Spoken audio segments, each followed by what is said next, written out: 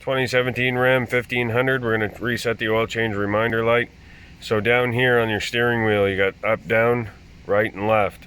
Okay, so we're going to push left. So the bottom button, push over. Anyways, it's going to bring you up into this menu here. Then we're going to be able to push up and down, and we're going to want to go through the menu. We're going to want to find vehicle info.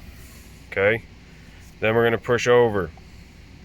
Once we get into vehicle info, we can push up and down, go through all the different temperatures and stuff like that. Anyways, we're going to get to oil life, and you're going to go over here and you're going to press and hold over.